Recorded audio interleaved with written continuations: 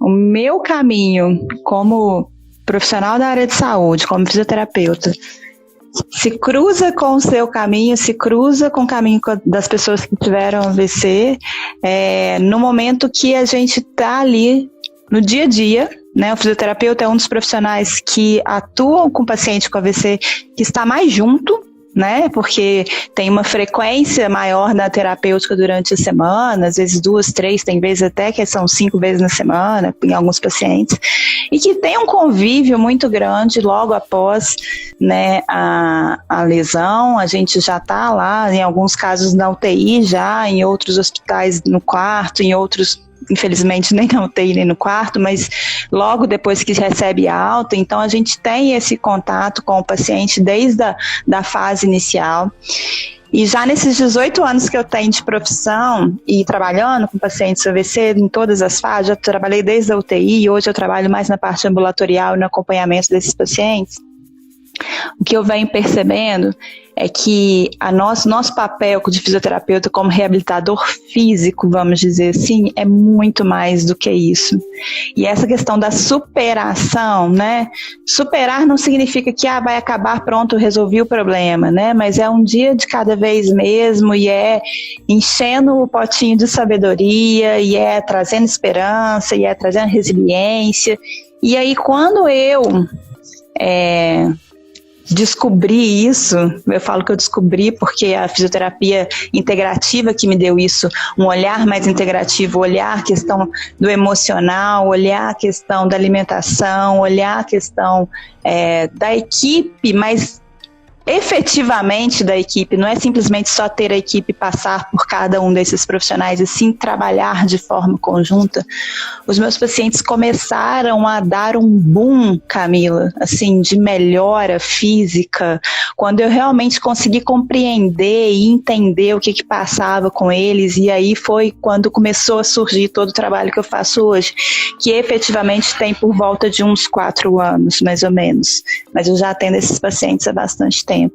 Então, nosso caminho se cruza muito por conta disso. Eu costumo falar que eu quero falar pro paciente, né? Eu tenho aí vários colegas que falam para outros colegas, e o que eu quero falar é pro paciente, porque eu tenho que entender o paciente, eu tenho que escutar o paciente, eu tenho que saber o que ele quer a partir daquele momento. Eu tenho que ajudar a fazer ele entender o que ele quer, porque às vezes não é tão fácil entender isso logo no início.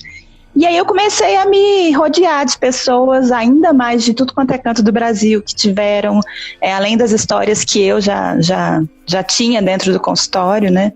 Então eu comecei a me rodear de pessoas, de histórias, e fui enchendo o meu potinho para ajudar a esvaziar ele quando fosse necessário, para dar uma assistência para as pessoas que tiveram AVC.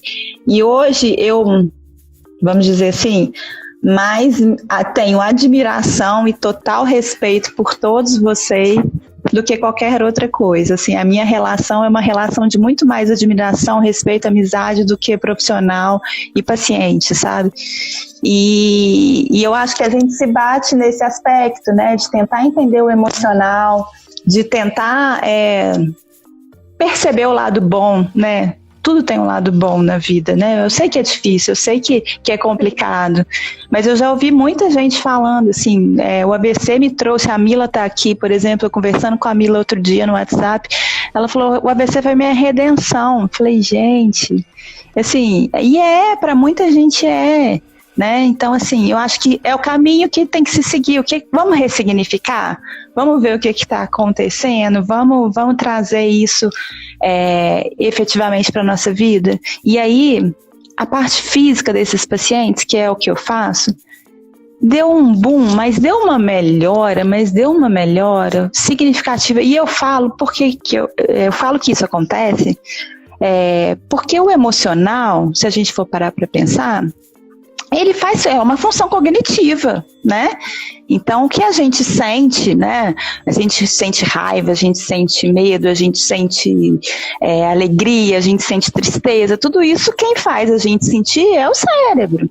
Então, por mais que você não teve uma alteração lá no cérebro, nessa área, Na hora que você realmente tem todo um desequilíbrio para mais, seja por uma sensação boa ou ruim, né, ou para mais ou para muito menos, as outras coisas não vão funcionar direito, né? Então, assim, o cérebro está mal, vamos dizer assim, estimulado. E aí, as outras coisas não funcionam direito. Então, assim, convencer um paciente, uma pessoa que tem que fazer tal movimento, com todo o emocional desequilibrado, é impossível, é inviável, né? Então, assim, eu comecei a ver essa forma mais integrativa e comecei a perceber que esse seria o caminho e comecei a entender que eu precisava conversar mais com mais pessoas, né? Porque eu atendo 1h30 no máximo cada pessoa, e isso por dia são poucas pessoas, né? Então eu não consigo dar vazão a tanta gente assim, por mais de tanto tempo que eu tenho de experiência. Aí eu falei, vamos fazer isso pela internet? E aí, gente, me deu, assim, me abriu uma porta tão grande de encontrar pessoas maravilhosas, assim. Aí eu queria saber, em relação a você, aí a Mila só está falando aí, a minha espacidade está diretamente ligada com o emocional total, Mila. Já tem estudos comprovando, o medo, né, a apreensão, até a alegria exacerbada vai fazer com que a espacidade possa aumentar, sim, possa ser, né, possa ser exagerada, vamos dizer assim também. E aí eu queria saber de você, Camila, como que foi para você, assim, esse período, assim, esse encontro com a fisioterapia? Eu tô falando isso porque muita gente fala isso para mim. Às vezes as pessoas me mandam mensagem e falam assim, ai, você não vem pra cá, não, porque eu queria uma fisioterapia. Não é me querer me gabar, não, gente, mas assim, é porque é difícil a gente ver colegas que realmente escutam, sabe, o paciente. E aí, eu queria saber como é que foi pra você, assim, e como que você teve, como que foi o contato com os outros profissionais, como que você vê isso que eu te falei, que eu acabei de falar aqui pra todo mundo. Eu concordo com você. Eu acho que também tem uma relação de paciente físico que melhora muito. Eu tive grandes melhoras quando eu tive uma fisioterapeuta que eu considerava muito minha amiga, que a gente brincava de jogar basquete ou de alcançar coisa que eu não conseguia. Porque quando eu tive os 2 AVCs, eu fiquei hemiplégica. Eu fiquei com a metade esquerda do meu corpo sem sentir, sem mover. Na UTI, graças às fisioterapias da UTI, eu conseguia andar, entendeu? Tipo, a sair do andador, porque eu fiquei muito bom tempo no andador, né? Quando eu comecei a andar, arrastando o pé, né?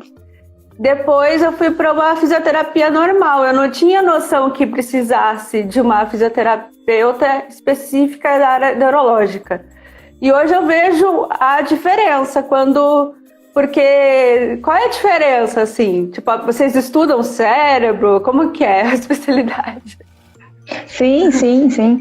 A gente estuda todas as áreas do cérebro, a gente sabe, por exemplo, por que você não está conseguindo, às vezes, falar direito, se expressar, apesar da gente não ser fonoaudiólogo e não tratar essa parte, mas isso vai interferir, por exemplo, na nosso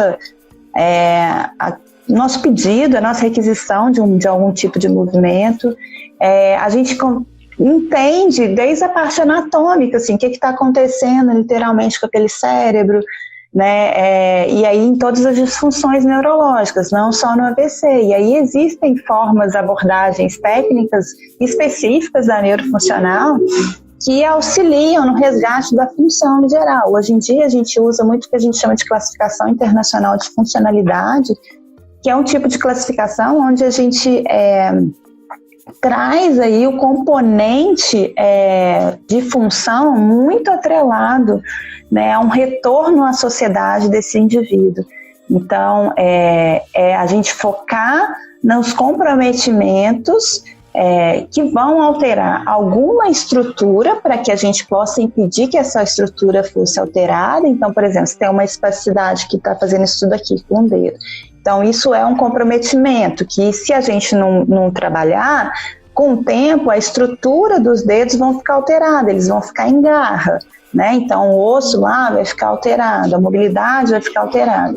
Então a gente tem que melhorar essa estrutura quando possível e melhorar e fazer com a melhora dessa estrutura, melhorar a função da mão. Se eu melhoro a função da mão, eu vou tornar essa pessoa mais apta, por exemplo, a pegar as coisas, a participar mais da sociedade. Isso é um fator importantíssimo dentro da neurofuncional. A participação social é um dos fatores que dá um gás também nesse processo da recuperação, né? Então, assim, não necessariamente você precisa estar andando igual modelo para ter participação social, né? Eu sei que no nosso país a gente tem uma dificuldade muito grande da inserção de diversos tipos de deficiência, né, na sociedade, mas é nosso papel como fisioterapeuta também estimular essa participação e pensar nisso, porque isso vai fazer muita diferença para o paciente. Então, na neurofuncional, a gente trabalha tudo, né, e aí com técnicas específicas, né, existem várias técnicas específicas dentro da fisioterapia neurofuncional que vão ajudar ao controle do tônus, a ativação da musculatura, a estabilidade de um tronco, por exemplo, quando for necessário. Então, eu sempre falo que todo mundo sai apto da faculdade para poder atender um paciente com AVC, porque qualquer um que sai da faculdade sabe o que é um AVC, entende mais ou menos quais são as estratégias que são necessárias para um tratamento e é liberado, tem autorização para poder fazer o atendimento, vamos dizer assim, não é uma coisa ilegal. Mas quem passa por uma pós-graduação em fisioterapia neurofuncional e quem começa realmente a estudar dentro da área de fisioterapia neurofuncional, vê que a abordagem é diferente. Vê que a gente tem técnicas específicas para isso. Mas isso é uma coisa que, graças a Deus, já está assim, dentro da fisioterapia, melhorando e cada vez se tornando uma coisa mais corriqueira, assim, da gente ver que pessoas que realmente só trabalham, né, especificamente com isso. Mas o que eu venho chamando atenção, que eu acho que é o ponto que eu achei em questão, é como lidar, né? A dificuldade que os profissionais têm em lidar, em falar o que o paciente tem de entendimento. Então, por exemplo, espasticidade é ainda uma coisa muito difícil das pessoas conseguirem entender. Mesmo quem tem um nível de formação, os meus alunos de pós-graduação, por exemplo, lá no início da pós-graduação, talvez tinham essa dificuldade também, entendeu? Não é fácil, não, até para quem está em formação. Imagina pro paciente. Tem gente que fala comigo hoje, Camila, essa semana, se eu não me engano, eu conversei com uma moça que tem, acho que 3 anos pós-AVC, e ela não sabia sequer falar o termo espasticidade. Ela não sabia sequer o que poderia ser. E ela com um quadro de espasticidade importante. Então, assim, eu acho que isso é o fundamental, sabe? Porque, assim, os profissionais, graças a Deus, estão cada vez mais se qualificando, sabe? Em termos técnicos. E isso é essencial, sem sombra de dúvida. Mas, assim, não adianta nada você ter na bagagem uma quantidade imensa de técnicas, uma quantidade imensa de intervenções, se a sua abordagem não é uma abordagem literalmente humanizada, sabe? Se a sua abordagem não é uma abordagem que consiga entender que aquela pessoa fica cansada se você ficar falando muito na cabeça dela. Que aquela pessoa fica cansada se você orientar um exercício muito difícil. Entende? Então, assim, e tentar fazer com que... a minha missão hoje com o canal e com todo o meu conteúdo é fazer com que as pessoas se reconheçam, se entendam. Porque quando o paciente que chega para mim já consegue se entender, para eu entender ele fica muito mais fácil, né? Então, assim, é um desafio. Você pode estar falando isso melhor do que eu, né? Deve ser um desafio danado você aceitar toda essa situação, né? Acredito que é um desafio diário, né?